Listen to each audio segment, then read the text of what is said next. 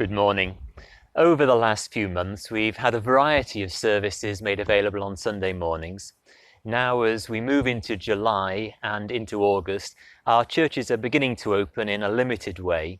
And so for Sunday mornings, I'm going to be producing a series of shorter, more focused videos to be available from 10 o'clock each Sunday morning. All of them are going to be grouped under the title, The Invitation. So I invite you to join me in my shed this morning.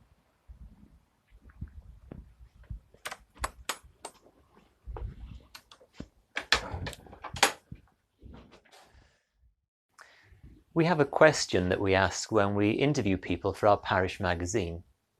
If there's one person you could be locked in a church with, who would that person be? There are some people who simply fascinate us, who embody our hopes. Why did they go out to see him?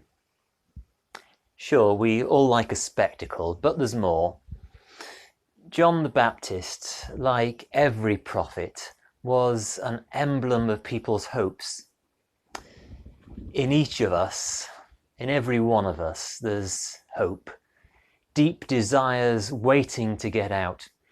We long for freedom and love and justice, but these things so often get covered and corrupted by the quick and easy substitutes that our busy lives offer.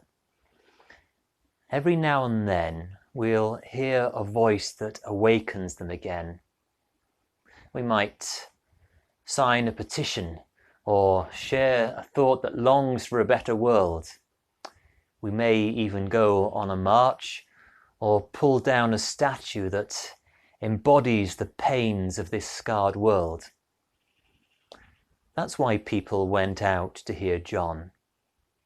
He spoke from their hearts.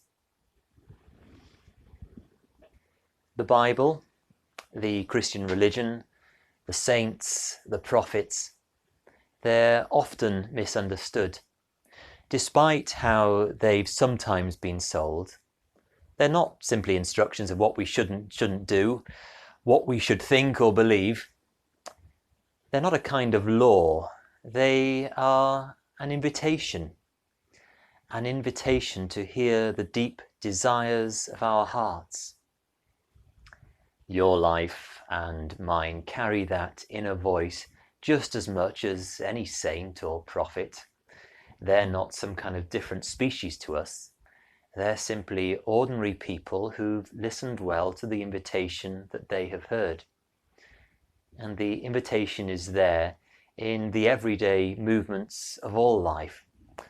Love and anger, jealousy and generosity, hope or despair, each grow one way or another from the desires within us.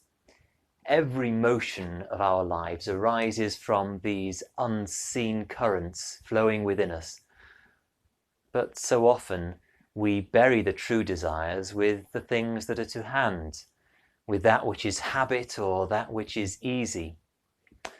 Sometimes, though, season or circumstance let us feel those desires more keenly.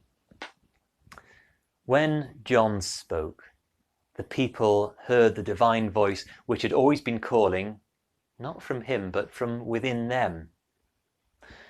John knew that they couldn't hear the invitation clearly in the busyness of ordinary life, so he called them out of the city.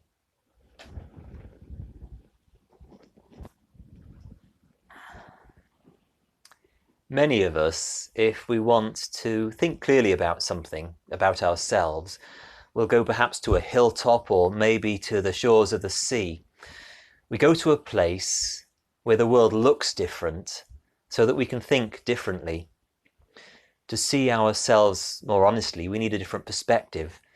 And to hear our true desires, we need a quietening of the noise. These last few months, with businesses closed, with roads quietened, with lives threatened and taken, we have seen life differently. The well-worn habits of our days have been displaced, and we've seen ourselves more truly. And in the moment that this has provided, we've heard the invitation.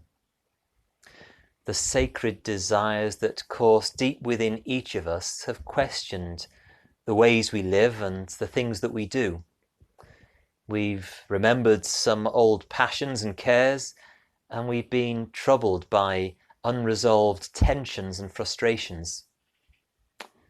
We've discovered different kinds of satisfaction, and we've longed for things that are lost. Now that our 2020 lockdown is easing, I want to encourage you to hold on to the invitation that you've heard, because it's sacred, it's precious, it is the way into deeper life. And over the next 8 weeks, I want to invite you to listen with care to that invitation, to explore its meaning for you.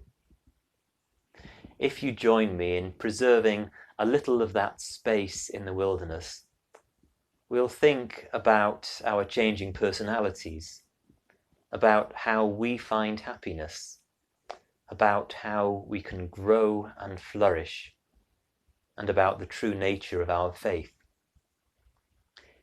Even if you're not going into a church building for now, I want to invite you to be locked in a church, not with John the Baptist, not with any other saint or prophet, but with yourself, with your deep desires and with that invitation that you have heard.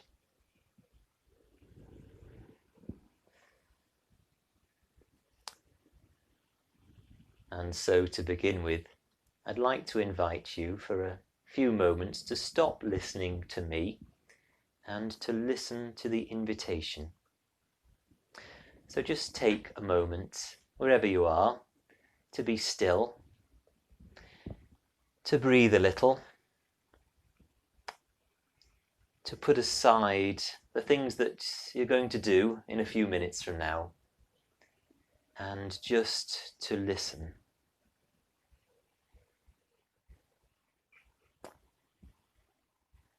And in your listening, be attentive to those things that over this lockdown period have brought you joy.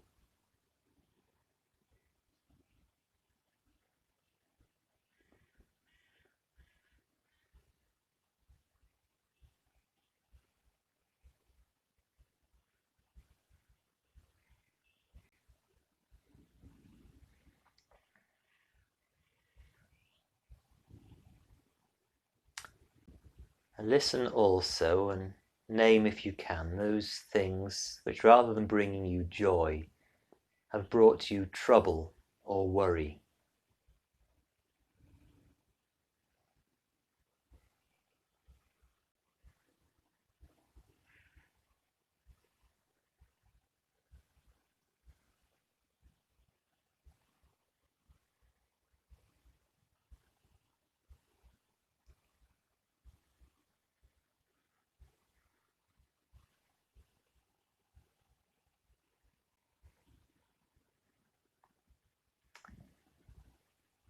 Remember those things,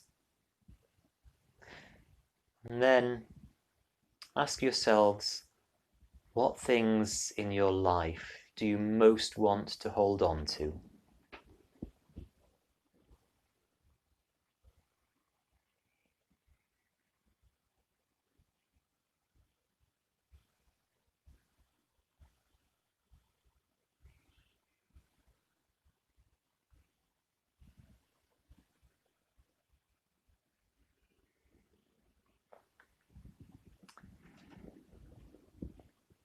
And then, by contrast, ask yourself, are there things in your life that you'd really like to let go of?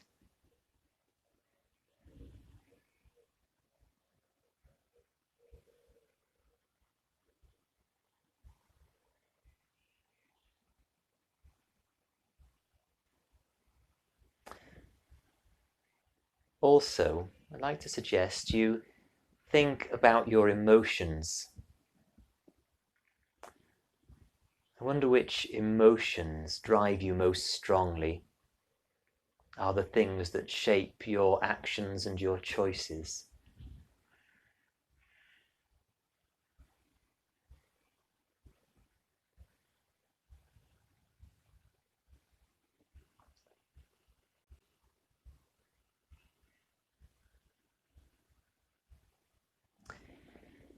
And then underneath those emotions, what is it that you are really yearning for?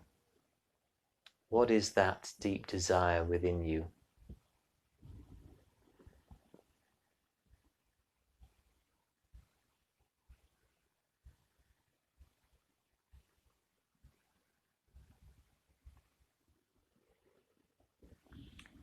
These aren't easy questions. These are questions that take a lifetime of listening to. But in each of these questions, there is that invitation which draws us more deeply into life. I want us to hold those questions very simply to God in that prayer that we all know. So join with me if you will. Our Father, who art in heaven, hallowed be thy name. Thy kingdom come, thy will be done, on earth as it is in heaven. Give us this day our daily bread, and forgive us our trespasses, as we forgive those who trespass against us. And lead us not into temptation, but deliver us from evil. For thine is the kingdom, the power, and the glory, forever and ever. Amen.